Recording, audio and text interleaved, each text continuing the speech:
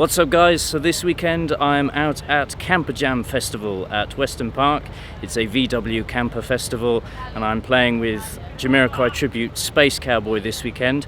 I've also been a part of this festival since it began around 10 years ago, so we shall also speak to some of the organisers that I know well and have a look around the festival site.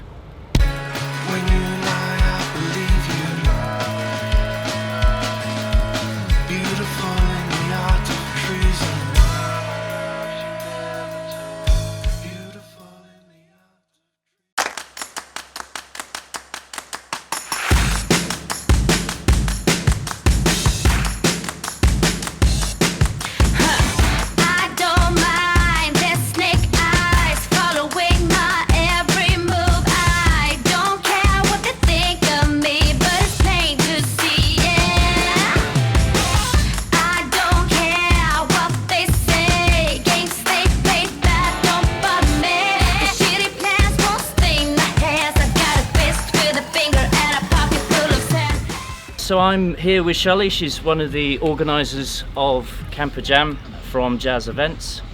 And so Shelley, how did it all begin? Wow, well, it seems impossible to imagine where we actually started out from this event. Back in 2008, this is our 11th year this year, we had a couple of hundred campers maybe 300 or 400 people came to the very first one. In a very different site on Weston to where we are now, but yeah, it was quite small fry from where we started out, but people loved it, and 11 years later here we are. So how did it come about? It's originally because you own a magazine, isn't it? Yeah, so we publish VW Camper and Commercial, and 11 years ago there was some sort of mumblings going on to the editor at the time that a lot of people were running VW shows and we seemed to have the perfect audience. We already had a brand in the market, so were we not thinking of doing our own? And our MD at the time thought it was a good idea and he likes a challenge, so he started Camper Jam. Oh brilliant. So had you done any others before? Have you got any other shows?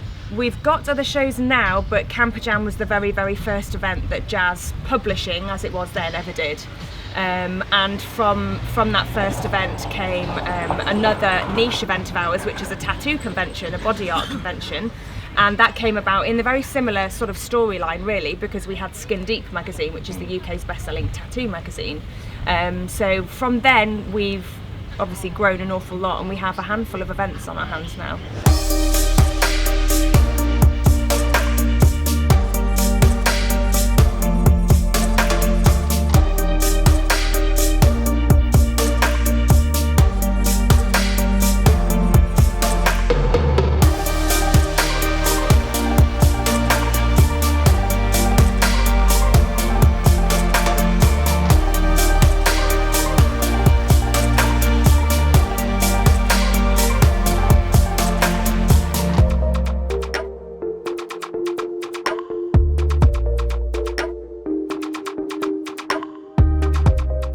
What were the first numbers the first year? I think the numbers were around 120 buses and 300 or so people.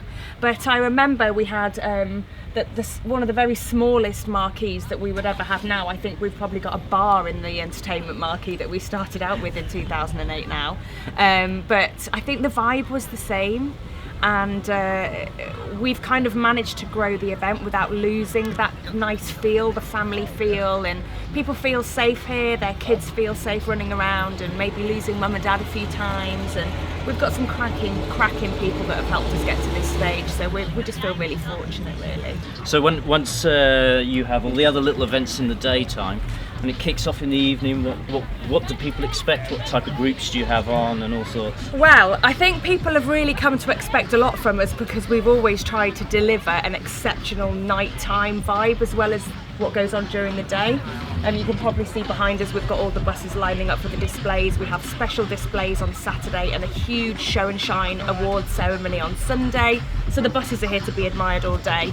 But at night we deliver some fantastic acts. We've got an enormous big top, which you can possibly see, but I'm sure you'll cover that later behind us, like 54 by 48 metre big top. And in there it really kicks off at night. We have entertainment on from 7 p.m. right through till midnight. We have everything from cover bands. We had an Oasis cover band last night. I can't say it, I put my teeth back in. But it's entertainment and music that people know and love. Last night we had musical youth in there with our 80s themed party, so we have themed fancy dress parties as well. I think people do expect a lot from us, but we do manage to deliver, touch wood. And people love getting dressed up and having a good time and letting their hair down, and I think that's the appeal of the show. People really come here and treat it like a mini holiday.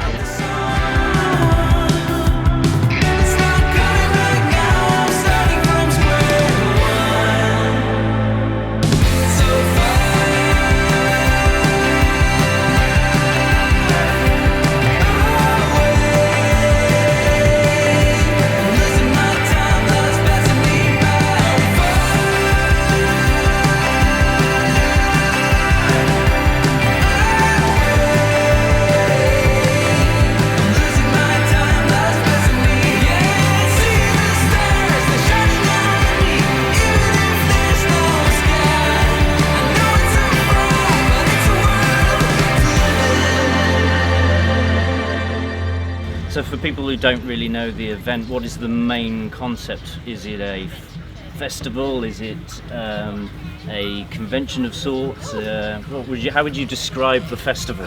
Do you know what? That's a really interesting question, because we kind of fall really in between the two. The event is all about VWs of every type, so you've got your real old school buses here, your bays and your splits, right up to your modern day buses which have got all the mod cons. So we appeal to fans of the VW in every sense, but I think what people really come here for, we've got some exceptional traders selling all of the relative items and things you can buy, bits and bobs for your bus, but I think it's about them all congregating in one area. We get so many emails from people saying we make new friends at this event every year, and I think that's what people really love about it. We're kind of falling in that fine line between a party, a festival, and a convention and showcasing of the bus itself. So I think it's a nice mix. So it ends up one big family and kind of a community of people. And it sounds quite strange saying that when, you know, we're going to have about 20,000 people, visitors this weekend. But there's a definite community feeling about it, and I think we've managed to do well and not lose that as we've actually grown, because obviously we're so much bigger than we ever have been. But I think there's a nice community vibe here, and the VW family circuit kind of has that feeling anyway. They're a good bunch of people, and we're really lucky to have them love and support our show so much.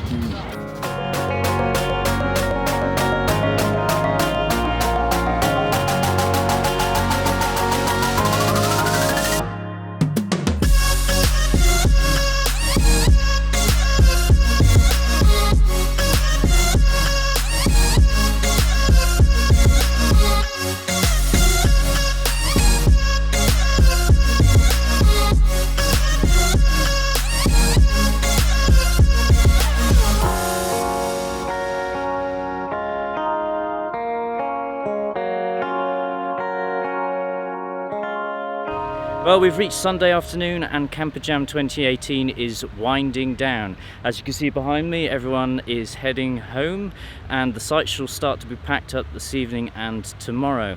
Thank you everybody for watching this video. If you liked it, please hit like and subscribe to my channel, and if you wish to have further notifications on my other videos that are up and coming, then please hit that little bell. See you later, guys. Oh, no, I don't really give a damn.